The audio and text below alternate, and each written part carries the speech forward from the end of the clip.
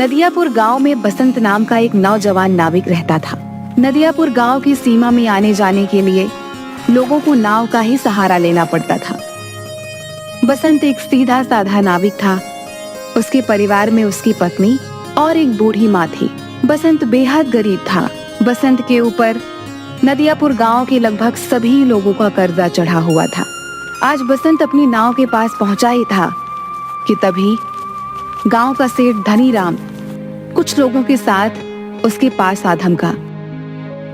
बस बहुत हो गया, अब मामला बर्दाश्त से बाहर होता जा रहा है, समझ गया?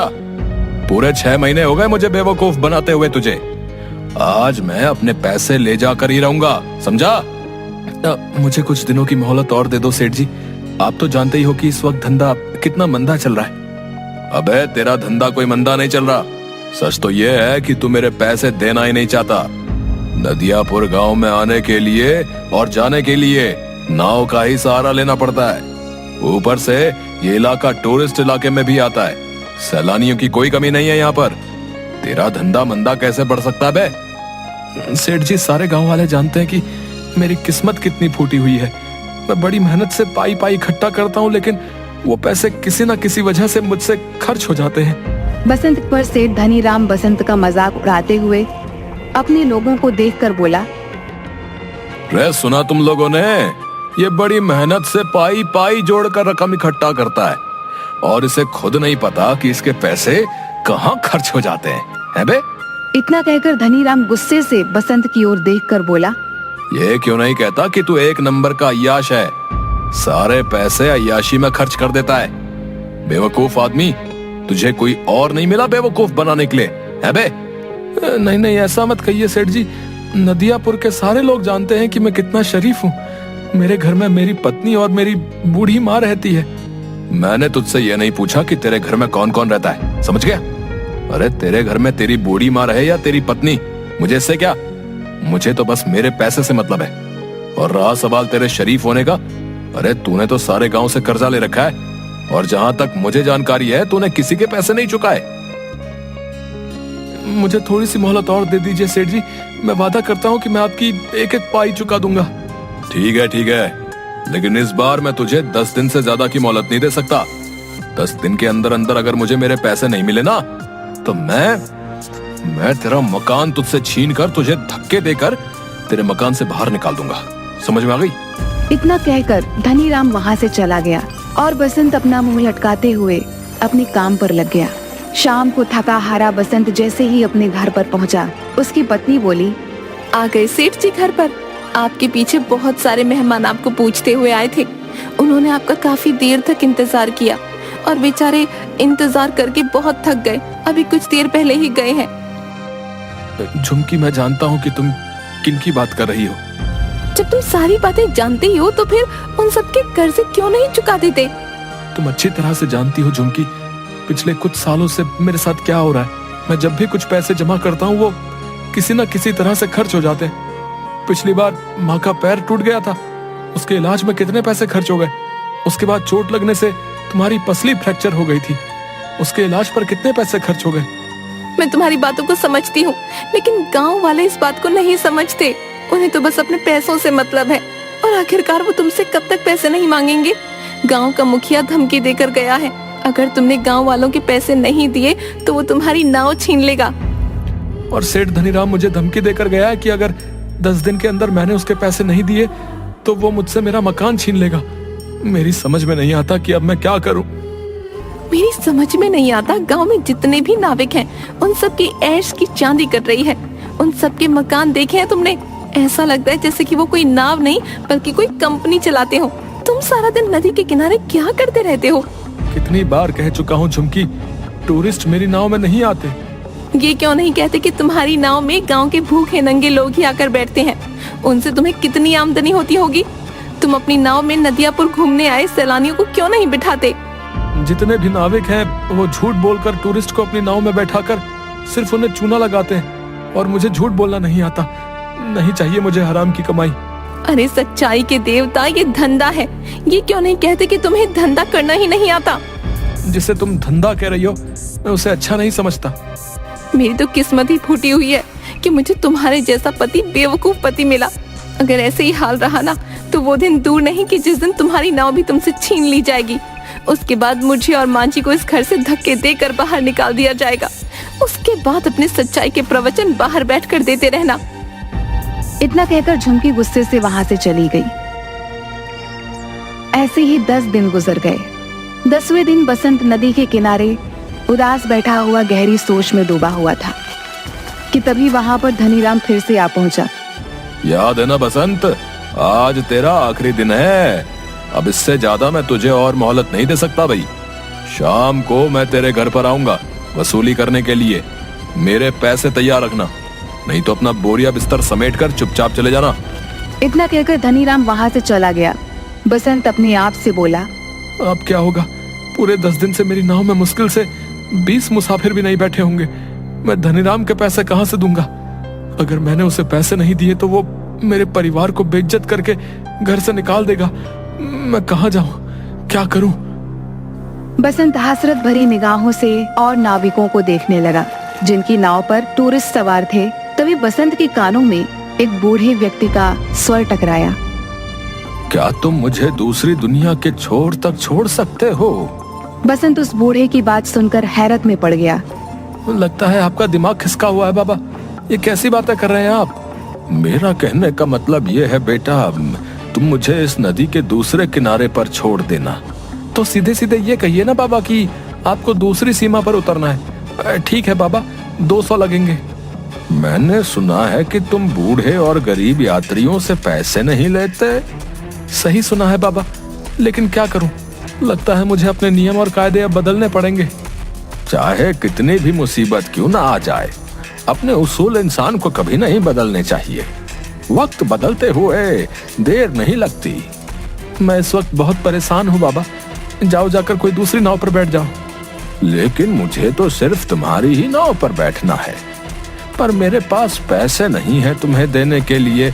अगर तुम मुझे वहां तक छोड़ दोगे तो मैं तुम्हारा एहसानमंद रहूंगा।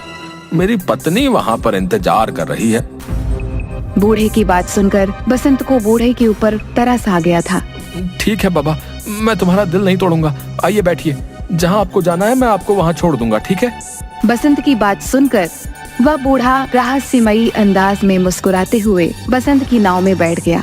बसंत की नाव नदी के बीच में पहुंची ही थी कि तभी वो बूढ़ा बसंत से बोला, बस मुझे यहीं तक छोड़ दो। बाबा पागल हो गए हो क्या? यहाँ पर तो सिवाय पानी के अलावा कुछ भी नहीं है। जो मुझे नजर आ रहा है वो तुम्हें नजर नहीं आएगा बेटा। तुम नाव यहीं रोक दो, मैं यहीं उतर जाऊंगा। बाबा तुम डूब जाओगे, पानी बहुत गहरा है। मगर बूढ़े ने बसंत की बात नहीं सुनी और नदी में कूद गया। यह देखकर बसंत बुरी तरीके से घबरा गया और बड़बड़ाता हुआ बोला, अरे कहाँ फंस गया मैं? अगर ये बूढ़ा मर गया तो इसकी मौत का इल्जाम भी मेरे ऊपर लगेगा। सभी लोगों ने इस बूढ़े को मेरी नाव में सवार होते हुए देखा है। अब क्या करूं? लगता है मुझे भी नदी में कूदना ही पड़ेगा। इतना कहकर बसंत ने नदी में छलांग लगा दी। मगर उसने जैसे ही नदी में छलांग लगाई, उसने अपने आप को एक बेहद सुंदर जंगल के बीच बहुत छोटे से तालाब में खड़ा हुआ पाया। बसंत तुरंत उस तालाब से निकलकर उस जंगल की ओर देखने लगा। तभी उसके कानों में एक भारी आवाज टकराई। बेटा, मेरी शाख थोड़ी सी झुक रही है, इसे थोड़ा सा सीधा कर दो, मुझे दर्द हो रहा है। बसंत ने देखा कि वो जिस पेड़ के नीचे खड़ा था, बसंत से वही पेड़ बोला था। बसंत डर गया। डरो मत, अगर तुम मेरा ये काम करोगे तो मैं तुम्हें आगे का रास्ता बता दूंगा। बसंत ने डरते डरते उस पेड़ की शाख ऊंची कर दी। तभी अचानक बसंत के सामने एक बेहद सुंदर सोने की सड़क बन गई। घबराओ मत, तुमने मेरी मदद की है, इस वजह से ही तुम्हारे लिए ये सोने की सड़क मैंने बना दी है। तुम यहाँ से सीधे राजमहल तक पहुंच जाओगे। लेकिन ये कौन सी जगह भाई? कुछ देर बाद तुम्हें पता लग जाएगा। तुम जिस रास्ते से यहाँ पर आए हो वो रास्ता सिर्फ शाही लोगों के लिए खुलता है। तुम जरूर कोई खास हो। कुछ दूर चलकर बसंत की नजर एक पेड़ पर गई जहां पर लाल लाल सेब लटक रहे थे। अचानक एक सेब बसंत की ओर देखकर बोला, देख क्या रहे हो? अगर तुम्हें भूख लगी है तो मुझे खा लो। अरे वाह, ये मैं कहाँ आ गया? वो बूढ़ा जरूर कोई मायावी व्यक्ति था। नहीं नहीं, मैं जहाँ पर रहता हूँ वहाँ पर बोलने वाले फल नहीं होते। अगर वो बोलते तो हम बिल्कुल नहीं खाते। तुम वाकई बहुत दयालु लगते हो। तुम्हारा इस जादुई नगरी में स्वागत है। इस सोने की सड़क पर सीधे चले जाओ, कुछ ही देर में तुम महल तक पहुंच जाओगे।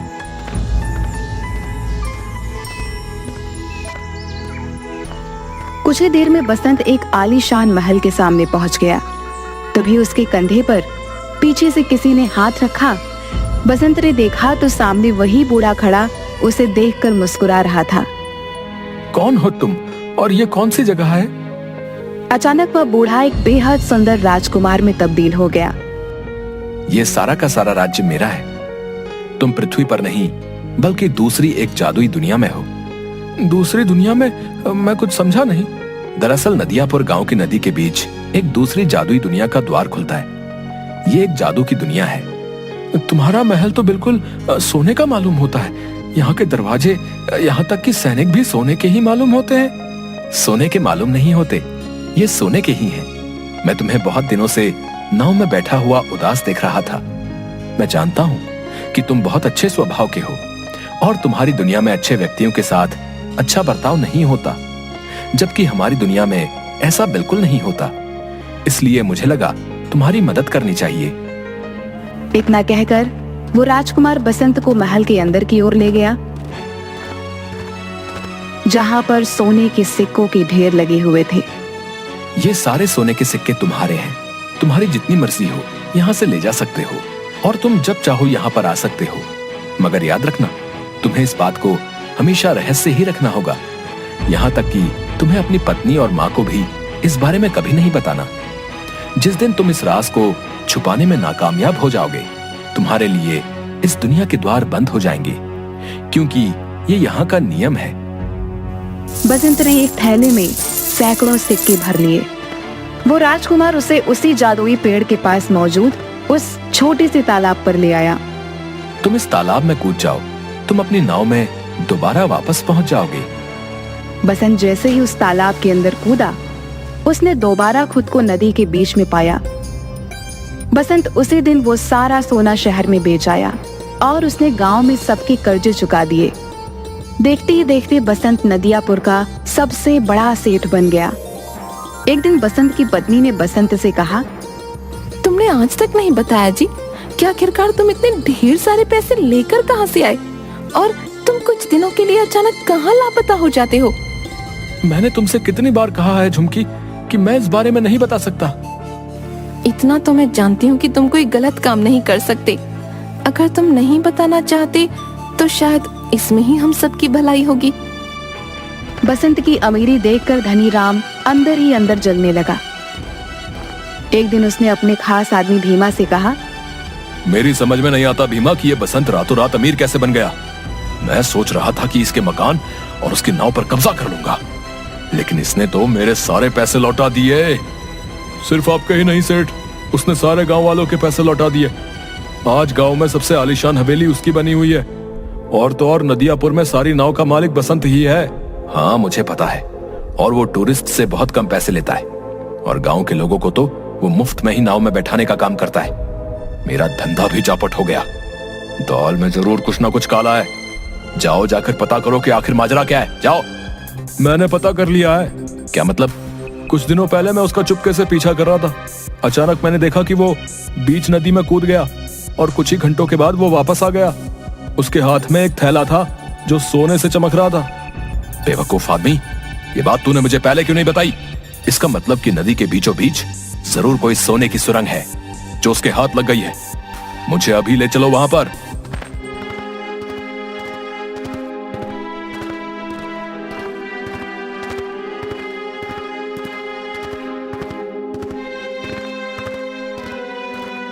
कुछ ही देर में सिर्फ धनी राम और भीमा नदी के बीच पहुंच गए। क्या तुम्हें यकीन है भीमा की बसंत यहीं कूदा था? जी, मैंने उसे ठीक इसी जगह छलांग लगाते हुए देखा था। तो फिर देर किस बात की है भीमा? चलो अब हम दोनों साथ साथ कूदकर उस सोने की सुरंग में पहुंच जाते हैं और सारा का सारा सोना आज ही निकाल लेते हैं। आपने तो मेरे मुंह की बात छीन ली। इतना कहकर वह दोनों नदी में कूद गए। अचानक बहुत तेज एक पानी की लहर आई। भीमा और धनीराम डूबकर मर गए। बसंत ने आज तक उस रहस्यमयी कहानी के बारे में किसी को नहीं बताया था।